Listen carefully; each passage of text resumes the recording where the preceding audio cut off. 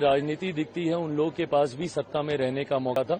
उन्होंने बिहार को बर्बाद करने के अलावा कि हाथ कंगन को आरसी किया, आने वाले दिनों में अपने आप पता चल जाएगा। मुंह पे घर के दरवाजे को बंद करके घंटों तक मुझे सड़क पे खड़े करके रखने का बार 5 साल आप लोग मौका दे करके दिखाइए। तेजस्वी का उम्र भले ही कच्चा है लेकिन जुबान कच्चा नहीं है। नमस्कार दोस्तों, आज हम बिहार विधानसभा के सबसे इम्पोर्टेंट नेता के रिगार्डिंग्स बात करने वाले हैं, यानी चिराग पासवान और तेजस्वी यादव को लेकर के बिहार में कैसी रणनीतियाँ होगी, उनको लेकर करके एक युवा छात्रा पटना वुमेंस कॉलेज की हमारे साथ बैठी हुई हैं, जिनसे हम जानने की कोशिश करते हैं कि एक युवाओं की कैसी सोच होगी और किस तरह से सरकार को देखना पसंद करती है और किस तरह का सरकार चाहती है। आइए इनसे जानने की कोशिश करते हैं। तो नमस्कार। नमस्कार। आप पटना वुमेंस कॉलेज की छात्रा हैं, 3rd ईयर की छात्रा हैं। आपके नज़र में अभी जो यूथ है, यूथ में सबसे बड़ा जो चेहरा निकल करके कौन आ रहा है और किसको आप देखते हैं? चिराग पासवान, क्योंकि वो अभी बहुत ही ट्रेंडिंग में चल रहे हैं और सिर्फ बिहार में नहीं और इंडिया में उनके ट्रेंड होने लगे हैं, इसलिए हमें चिराग पासवान ज़्यादा हर जगह चर्चित नज़र आते हैं। इनफैक्ट कुछ महीने पहले हमारे कॉलेज में भी आने वाले थे, लेकिन कुछ टेक्निकल इशू की वजह से वो नहीं आ पाए थे, इसलिए चिराग पासवान को हम ज़्यादा देख रहे हैं। आखिर अगर मैं चिराग पासवान की बात करूं और एक तरफ से तेजस्वी यादव की बात करूं, एक पढ़े लिखे हैं और एक 9वीं पढ़े लिखे हैं, लेकिन अगर राजनीतिक कैरियर के बारे में अगर देखा जाए तो दोनों अपने आप में राजनीतिक कैरियर के रूप में मंझे खिलाड़ी हैं। एक की उम्र ज़्यादा है, चिराग पासवान की उम्र ज़्यादा है, लेकिन इनकी उम्र कम है, लेकिन अगर एक राजनीतिक तौर पर देखा जाए तो बहुत आगे निकल चुके हैं। उन चीज़ों को लेकर के आप क्या सोचते हैं? दोनों की अपनी अपनी सोच है, लेकिन जो चिराग पासवान है वो ऑल इंडिया वर्क कर रहे हैं। तेजस्वी यादव 2 बार बिहार के डिप्टी सीएम बन चुके हैं, वहाँ पे बहुत सारे काम भी किए हैं। इनफैक्ट युवा लोगों के लिए वो उन्होंने 1 लाख रोजगार की भी व्यवस्था की थी। लेकिन अगर चिराग पासवान को देखा जाए तो उन्होंने ऑल इंडिया इनफैक्ट विजिट किया है, बाहर भी विजिट किया, विदेशों की यात्रा भी किया। उनकी भी अपनी अलग सोच है और उस अलग सोच से उन्होंने भी बहुत सारे वादे कर रहे हैं, कह रहे हैं कि आप मुझे मौका दीजिए, बट वो अभी सीएम के रूप में रिप्रेजेंट नहीं होने जा रहे हैं, इसलिए अभी उन्हें वोट देना हमें आशंका लग रही है। अगर हम बिहार की रणनीतियों के हिसाब से देखते हैं, क्योंकि हमें लड़ाई एक्चुअली बिहार के लिए लड़ना है दोस्त, क्योंकि हमें तो बाकी क्षेत्रों के लिए लड़ना नहीं है, हम बाकी स्टेट की बात नहीं कर रहे हैं, हम बात बिहार की कर रहे हैं। बिहार में अगर इस 2 नेता के लेकर के अगर टकरार हो रही है तो इस 2 नेता की टकरार में सबसे ज़्यादा आपके हिसाब से, एज ए यूथ के हिसाब से, आप किन्हें देखना चाहते हैं और क्यों? वैसे तो चिराग पासवान को देखना चाहते हैं, बट इधर की जो हलचल हो रही है वो तेजस्वी यादव की तरफ हो रही है, क्योंकि वो सिर्फ युवा को जोड़ ही नहीं रहे हैं, वो बहुत सारे ऐसे ऐसे वादे कर रहे हैं जो लोगों को बहुत ज़्यादा अच्छी लगती है। क्योंकि अगर हम देखा जाए तो लोग उसी चीज़ों को जल्दी सपोर्ट करते हैं जो उन्हें ईजिली मिल जाए, जो तेजस्वी यादव दे रहे हैं। चिराग पासवान चीज़ों को दे तो रहे हैं, बट वो ईजिली वे में नहीं दे रहे हैं, और बिहार के लोग ईजी चीज़ों को ज़्यादा अट्रैक्ट करते हैं। चिराग पासवान का भी एक नीति था जिसमें उन्होंने कहा था कि हम जो बाहर काम कर रहने वाले लोगों को हम बिहार में रोजगार देंगे, ये बहुत ही अच्छी बात थी। लेकिन तेजस्वी यादव ने महिलाओं के लिए, यूथ के लिए बहुत सारे ऐसे ऐसे मुफ्त बिजली देना, वृद्धा पेंशन में बढ़ोतरी करना, तो माई बहन मान योजना ला करके हम लोग जो गरीब परिवार की जो महिलाएं हैं हर महीने 2500 रुपया डायरेक्ट उनके खाते में हम लोग डलवाने का काम करें। महिलाओं के लिए भी कुछ पेंशन देना, ऐसी चीज़ें कर दी जो गांव के लोगों को ज़्यादा अट्रैक्ट होती है।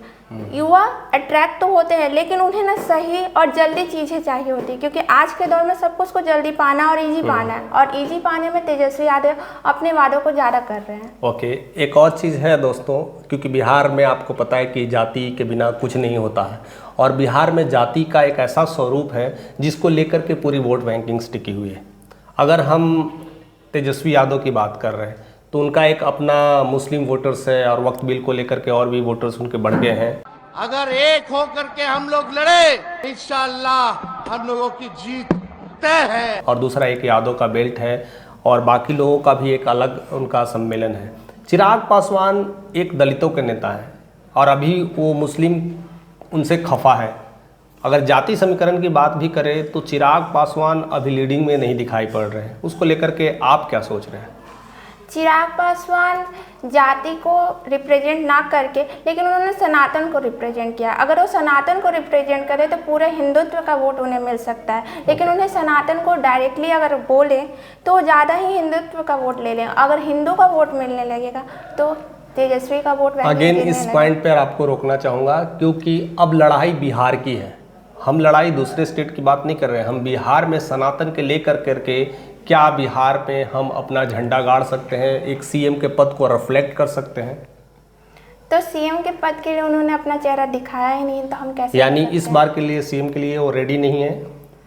एज ए यूथ आप क्या सोचते हैं? क्योंकि आप जैसे लोग स्पेशली पटना में रहते हैं, पटना में स्टडी करते हैं और थर्ड ईयर की छात्रा है, ऑलरेडी इस तरह का डिबेट कंपटीशन होता है, इस तरह का यूथ का एक अपना जनसैलाब है। वह यूथ क्या चाहते हैं एक्चुअली? यूथ अब एक नए नेता को चाहते हैं जिसमें चिराग पासवान ज़्यादा लीड करें, क्योंकि उन्होंने रिप्रेजेंटेशन के साथ साथ एजुकेशन पर भी बहुत अच्छी पकड़ रखी है, जिससे वो बिहार को अच्छे से रिप्रेजेंट कर सकता है। और ये यूथ, हर यूथ चाहता है कि वो बिहार को अच्छे से रिप्रेजेंट हो, क्योंकि 10 सालों के अंतराल में बहुत सारे बिहार के यूथ ने गिरावटें देखी है। जब वो बाहर के राज्यों में जब स्टडी करने जाते हैं तब उन्हें ना कोई लाइकली लेता ही नहीं है। उन्हें लगता है कि ये लोग ऐसे आ चुके हैं, बट हम भी कुछ करते हैं तभी हम लोग बाहर भी जाकर अपने करते हैं। हम अगर BHU जाए, DU जाए, IIT जाए, किसी भी फील्ड में जाए तो बिहारी को उस तरीके से नहीं देखा जाता है जो हमें चाहिए होता है। हम जब तक उन्हें प्रूव करते हैं कि हम वो हैं, तब तक हमारा ईयर ही कंप्लीट हो जाता है। हम वहाँ से अपना स्टडी करके जॉब पर्पस में आते हैं। जब जॉब में वो सारी चीज़ें दिखाने लगते हैं तब हमारे प्रमोशन के दिन आ जाते हैं। ऐसे तो हमें जो डिजर्व चाहिए होता है वो हमें नहीं मिलता है, और वो चीज़ हमें चिराग पासवान हमें वो देना चाहते हैं, क्योंकि हमें उनमें वो दिखता है कि वो हमें उस तरह से रिप्रेजेंट कर सकते हैं जो आज के जो नीतीश कुमार हैं वो रिप्रेजेंट नहीं करते हैं। उनकी बात, उनकी इंटरव्यू, वो सारी चीज़ें हमें डिसलाइक लगती है, क्योंकि उससे हमें बिहार को जो चाहिए होता है, बिहार का रिप्रेजेंट और गौरव की बात होती है, वो नहीं दे पाते हैं। ओके, एज ए स्टूडेंट आप एक बिहार के छोटे से गांव से लेकर के पटना वुमेंस कॉलेज तक का सफ़र देखा है और आज आगे भी आप एक बड़े अधिकारी के रूप में तैयारी भी कर रही हैं।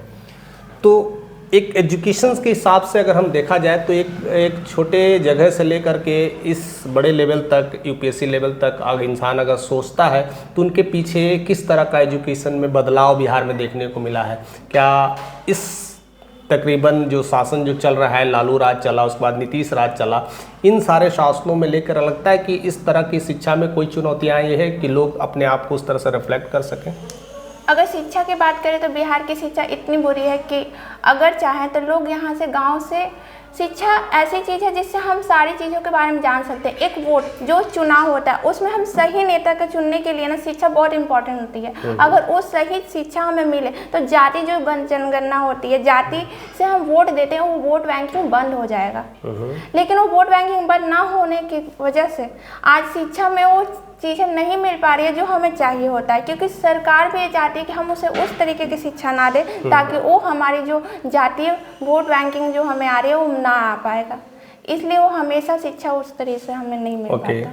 अभी नीतीश का राज चल रहा है दोस्तों, और नीतीश ऑलरेडी पिछले 20 सालों से राज कर रहे हैं। क्या उनके लेकर के अभी भी प्लानिंग चल रही है कि 2025 में उनके साथ नेतृत्व किया जाएगा, उनके नाम को लेकर करके ही राजनीति लड़ी जाएगी? क्या लोग एज ए युवा क्या नीतीश कुमार को आगे मुख्यमंत्री के रूप में देखना चाहते हैं? अगर देखना चाहते हैं तो क्यों? अगर नहीं देखना चाहते हैं तो क्या जवाब होगा आपके लिए? अगर ऐसा है तो हमें नीतीश कुमार नहीं चाहिए, क्योंकि ना चाहने की भी एक वजह होती है।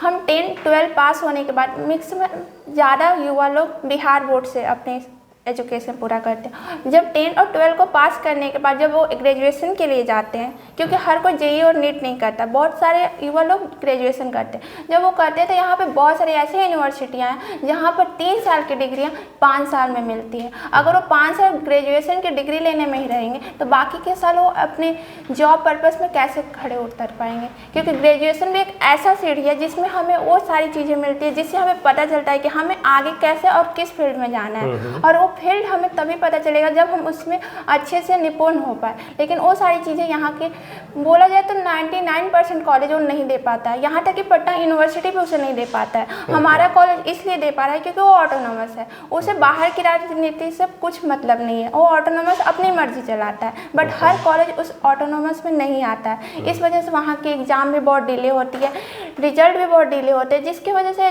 लड़कों को यही नहीं पता होता है कि टाइम का पंक्चुअल होना क्या इम्पोर्टेंट होता है। ओके, आप एक बिहार की एक युवा छात्रा हैं और बाकी चीज़ों को भी समझते हैं, और बिहार में किस तरह की एक नई ट्रेंडिंग चल रही है, लोग अभी भी किस तरह के जूझ रहे हैं।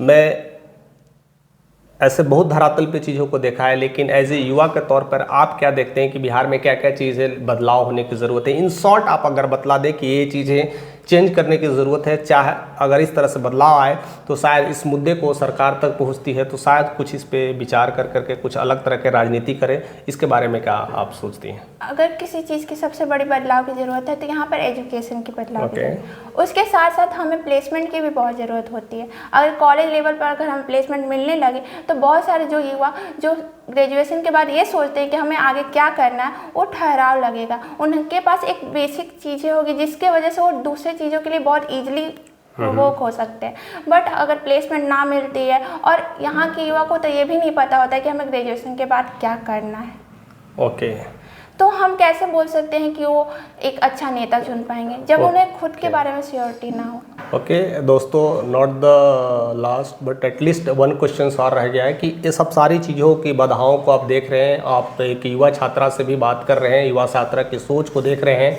उस हिसाब से अगर आपके मन में कोई जहन में ऐसा कोई चेहरा है कि जो बिहार को बदल सकता है, तो जो 4-5 नेता जो बिहार में अभी निकल करके आ रहे हैं, चिराग पासवान हो, तेजस्वी यादव हो, या प्रशांत किशोर हो, इवन नीतीश कुमार हो, सम्राट चौधरी हो, इन सारे में आप किन को एज ए छवि के रूप में देखना चाहते हो जो बिहार में परिवर्तन ला सके? क्योंकि हमें चुनना इसी में से है, देयर इज़ नो अदर विकल्प। तो इस स्थितियों में आपका क्या सिलेक्शन होगा?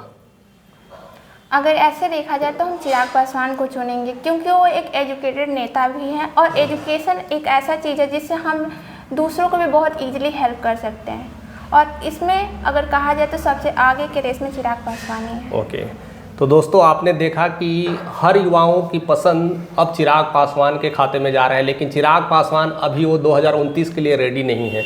तो यह मामला फंस के रह जाता है कि अब जो मुख्यमंत्री के रेस में है अब वो किन्हें मिलेगा। अगर चिराग पासवान लीड नहीं करते हैं तो क्या इस बार मुख्यमंत्री का चेहरा तेजस्वी के खाते में चला जाएगा? ऐसा क्या होने वाला है आप ज़रूर कमेंट करके बताइएगा, और ऐसे ही यूथ हमारे साथ मिलते रहेंगे, ऐसे डिस्कशंस हम करते रहेंगे, और एज ए यूथ जब आप देखते हैं इस चीज़ों को तो आपके मन में कौन सी विचारें आती है, कौन सी विचारें कौतूहल करती है, आप ज़रूर कमेंट कर करके हमारे साथ साझा करिएगा। चैनल पे नए हैं तो सब्सक्राइब करके जाइएगा।